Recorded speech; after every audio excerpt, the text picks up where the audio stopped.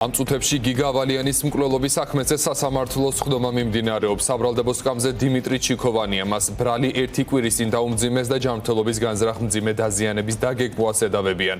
ჩიქოვანის დედა 5 დღეა პროკურატურასთან შიმშილობს, გიგავალიანის დედა კი აცხადებს, რომ სამართლიანობისთვის ბრძოლას განაგრძობს და ყველაფერს გააკეთებს, რათა სხვა პირებიც უმკაცრესად დაისაჯონ.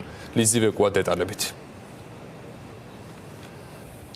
გიორგი, რამდენიმე წუთის წინ გახსნა მოსამართლე ვალერიან ბუგიანიშვილმა არასრულწლოვნების საქმე, გიგავალიანის მკვლელობაში ბრალდებული არასრულწლოვნების საქმე და დღეს უნდა გაიმართოს პირველი სასამართლოს ხდომა, მას შემდეგ რაც გენერალურმა პროკურატურამ 14 იანვარს ბრალი გადაუკვალიფიცირა გიგავალიანის საქმესთან დაკავშირებით დაკავებულ ორ არასრულწლოვანს დანაშაულის შეუტყობინებლობიდან უფრო მძიმე სასჯელზე, რაც გულისხმობს ჯანმრთელობის განზრახ-მძიმე დაზიანების დაგეგმვას და სასჯელის სახედ ითვალისწინებს 13 წლამდე პატიმრობას. დღეს უნდა გაიმართოს წინა სასამართლოს ხდომა, სადაც მხარეებმა უნდა იმსჯელონ მტკიცებულებების დაშვებასთან დაკავშირებით და ასევე უნდა გადაისინჯოს აღკვეთი ღონისძიებაც. ჩვენ ვესაუბრეთ ერთეთი ბრალდებული არასრულწლოვნის დედაც, რომელიც უკვე 5 დღეა რაც გენერალურ პროკურატურასთან შიმშილობს და აცხადებს, რომ მისი შვილის საქმის გამო, იმის გამო, რომ დაკითხეს სამართლიანობა ამ საქმესთან დაკავშირებით, განაგრძობს შიმშილობას, ვიდრე მისი მთავარი მოთხოვნა არ დაკმაყოფილდება, რომელიც ეხება ბრალის უკან წაღება საქართველოს გენერალური პროკურატურის მხრიდან და ამ ყველაფერთან დაკავშირებით და ამ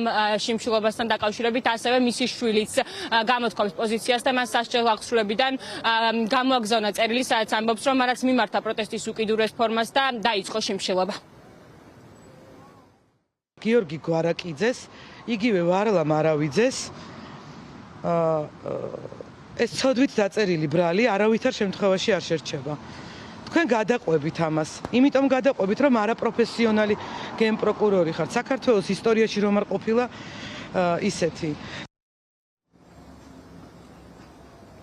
აღნიშნულ საკითხს ექმიანება გიგავალიანის მოკლული მასწავლებლის დედა ეკა კუპატაძეც, რომელიც სოციალურ ქსელში ავრცელებს განცხადებას და ამბობს, რომ მისი შვილის საქმესთან დაკავშირებით სამართლიანობის დადგენისთვის იბრძოლებს ბოლომდე, გააკეთებს ყველაფერს იმისათვის, რომ დაისაჯოს ყველა პირი, რომელიც ფიგურირებდა მისი მკვლელობის საქმეში. გიგავალიანის დედამ არაერთი აქცია გამართა საქართველოს პროკურატურასთან. შემდეგი მოთხოვნებით მას სურდა, რომ საქმის მასალები გადასცემოდა და ასევე საქმეს მისცემოდა ჯგუფური კვალიფიკაცია და შეიძლება ითქვას, რომ პროკურატურა მას ეს მოთხოვნები ნაწილობრივ დაუკმაყოფილა. თუმცა ეკა კუპატაძე აცხადებს, რომ ის არ არის ჯერჯერობით კმაყოფილი და განაგრძობს ბრძოლას, ვიდრე ყველა დამნაშავე არ დაისჯება.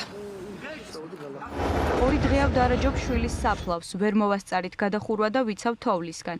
ამიტომაც ვერ ვახერხებდი კითხვებზე პასუხს. თუმცა ვიცი, შიმშილობის შესახებ. მე მინდა ვჭამო, მინდა ფიზიკურად არ დავეცე, მაგრამ ორგანიზმი საჭმელს არ იღებს და ზოგჯერ ღებინების საწინააღმდეგო წამალს ვსვამ. მეცაც გეტყვით, გიგავალიანი 1 ოქტომბრიდან უვადოდ შიმშილობს. მე და გიგა ჩვენი ნების საწინააღმდეგოდ შიმშილობთ. დედაშვილი ჩიქოვანები კი თავისი ნებით შიმშილობენ. ჩვენ არ გვაქვს არჩევანის უფლება, მათ აქვთ. ხო მართლა, ძალიანაც ნუ გაგისკდებათ გული ბოტებო. დღეს 11 საათზე პროცესი აქვს ჩიქოვანს და ამიტომ დაიწყო შიმშილობა გუშინ, თორემ ბრალი ერთი კვირის წინ დაუმძიმეს, როგორმე გაძლებს საღამომდე. არც საქმის მასალების გასაჯაროების მეშინია ბოტებო. უბრალოდ იქ ჩემი შვილი დანომრილი გვამია. არ ეკადრება ჩემს კოხტა მოწესრიგებულ, მუდამ გაწკიპინებულ შვილიკოს ყველა უყუროს მის 23 დღიან ნატაჯ, სახეშეცვლილ გვამს. იმ აღვირახსნილ ჩხავანა არსებას ნანახი აქვს ეს სურათები. იცის რა მძიმეა ჩემთვის და მაგით მანიპულირებს. სტატუსიანიც მიწოდა. სწორედ ამიტომ ამოვულპობ მის მკვლელ შვილს ციხეში.